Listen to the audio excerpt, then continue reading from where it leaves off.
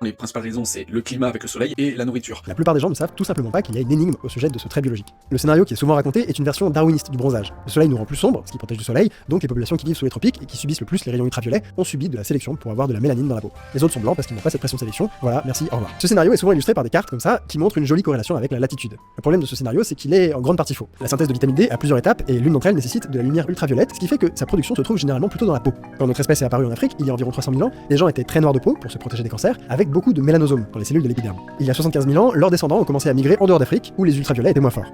Au passage, ils ont commencé à porter des vêtements qui limitaient leur exposition au soleil. Selon le scénario classique, les proto-européens et proto-asiatiques seraient alors devenus tout blancs pour continuer à fabriquer de la vitamine D avec peu de lumière. Mais comme on l'a dit, ce scénario est faux. Et ça, on le sait grâce à un chewing-gum préhistorique. Il y a 5700 ans, dans l'actuel Danemark, une fille a mâché un morceau de goudron de bouleau qu'elle a craché. Et en étudiant cet ADN, ils se rendent compte qu'il provient d'une femme, et que celle-ci était noire de peau. C'est très surprenant. Il s'est passé plus de 36 000 ans entre l'arrivée des premiers Homo sapiens en Europe et le moment où elle mâchait son morceau de bouleau, ce qui aurait été largement assez pour que l'évolution agisse sur la couleur de peau. Alors je voulais réagir sur la vidéo de Dirty Biology que j'adore, de ça je vous conseille à regarder ces vidéos, elles sont super intéressantes. Et là en l'occurrence il parle de traits génétiques que l'humain a, sur ce passage-là il parle de la couleur de peau. Alors, sur la théorie qui tente de démonter, entre guillemets, je suis absolument d'accord. La peau, ça montre bien qu'on n'est pas deux espèces différentes, deux races différentes, c'est une adaptation au climat et à l'alimentation. C'est vraiment les deux seules choses en fait. La latitude sur la planète où vous vous trouvez, donc indirectement le soleil, l'ensoleillement, le climat, et ce que vous mangez, les récoltes, la nourriture si c'est plus des baies, des fruits, du poisson, de la viande, enfin voilà. C'est clairement ça la couleur de peau, c'est rien d'autre. Et donc là c'est marrant parce qu'il nous dit que c'est pas ça. Il donne un exemple d'un chewing-gum préhistorique au Danemark où il y aurait une noire. Je veux dire, les premiers hommes sont nés en Afrique, donc les premiers hommes étaient noirs. À différentes périodes, ils ont migré sur toute la planète. Mais lui, en fait, dans sa conception, il a l'impression que la migration s'est arrêtée une fois que tout le monde s'est répandu. Genre une fois que il y en a qui avaient en Europe, stop, on arrête. Une fois qu'il y en avait en Asie, stop, on arrête. Amérique, pareil. Et donc en fait, il pense que les Africains, ils ont arrêté de migrer. Mais non, en fait, cette jeune femme qui était noire au Danemark, il y a 30 000 ans, peut-être que sa famille récente, peut-être son grand-père et son arrière-grand-père, ils venaient d'Afrique. Et que eux aussi, ils ont migré. En fait, la migration, elle s'arrête pas. C'est pas parce que nous, on a compris que à telle période, il y a eu telle migration, que les migrations s'arrêtent. En fait, c'est juste logique du coup qu'il y ait des noirs en Europe. Et inversement, c'est possible qu'on trouve des traces préhistoriques de blancs en Afrique,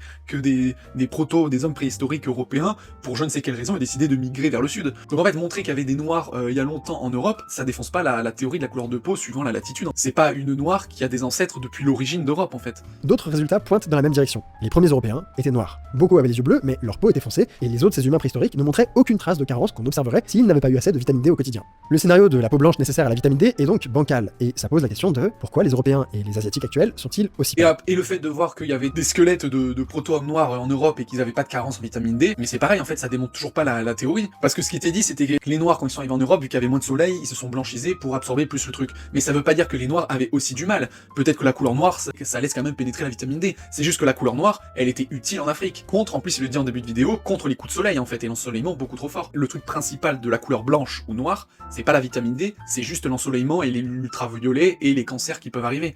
Il y a deux grandes explications. Il y a 6-7 000 ans, des fermiers d'Anatolie qui viennent de découvrir l'agriculture commencent à s'étendre un peu partout en Europe du Sud et à propager leurs gènes et leur mode de vie. Ces gens-là ont une mutation sur l'un des nombreux gènes responsables de la couleur de peau et ils sont plus clairs que les Européens de l'époque. Avec l'arrivée de cette nouvelle population, les chasseurs-cueilleurs comme la danoise finissent par adopter l'agriculture et la nourriture en Europe change. Elle devient moins diversifiée et surtout moins riche en vitamines par rapport aux aliments qu'ils chassaient et qu'ils cueillaient auparavant. Avec moins de vitamine D dans la nourriture, la peau des Européens s'éclaircit pour permettre de la synthétiser plus facilement au soleil. Ce serait donc l'agriculture qui aurait indirectement provoqué le blanchissement de la couleur de peau. Peut-être.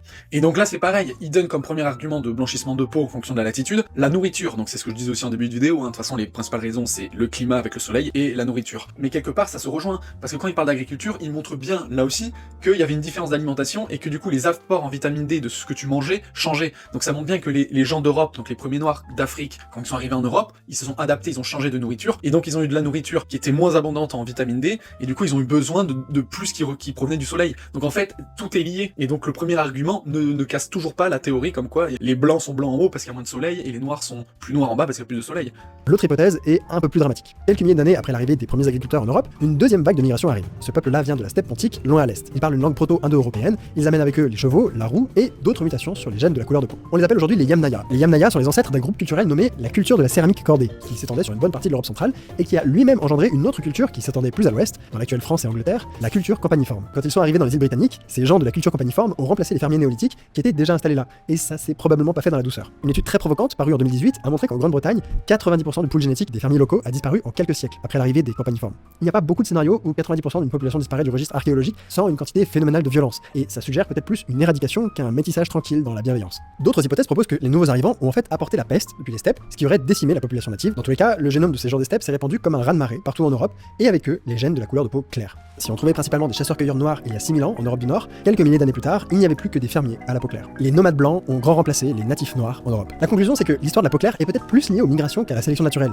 Et là, le deuxième argument, je le comprends pas. Il explique un deuxième argument de couleur de peau en fonction de la latitude, parce qu'il y a eu un remplacement d'une population claire en Europe où il y avait des populations noires. Mais en fait, la question, il l'a déplacée. Elles viennent d'où ces populations de steppe centrale? Pourquoi elles étaient claires? En fait, la question qu'on demande pourquoi les Européens sont blancs et les Africains sont noirs, il répond à côté en disant oui, la population européenne, elle est blanche parce qu'elle a été remplacée par des blancs d'Asie. Mais en fait, la question, on peut la poser aux Asiatiques. Pour moi, c'est la même explication avec cette civilisation d'Asie centrale, qui avait la peau claire. C'est aussi une question de latitude et d'alimentation. Donc voilà, pour conclure, vraiment ce passage sur expliquer la couleur de peau, je ne comprends pas, parce qu'il essaye de démonter le vieux stéréotype comme quoi t'es blanc parce que tu t'approches des pôles et qu'il y a moins de soleil et qu'il en faut plus, etc. Avec l'alimentation qui change évidemment, face au noir des zones équatoriales où il fait beaucoup plus chaud, il y a beaucoup plus de soleil, donc beaucoup plus se protéger de cancer. Les deux arguments qu'il donne ensuite ne sont absolument pas valables. Le premier sur l'agriculture, qui est une corrélation de la latitude, et le deuxième sur une population qui est déjà claire ailleurs, qui vient remplacer. Donc là, vraiment, sur le coup, ça va pas. En disant que ça ne tient pas, il fait que confirmer la théorie de base.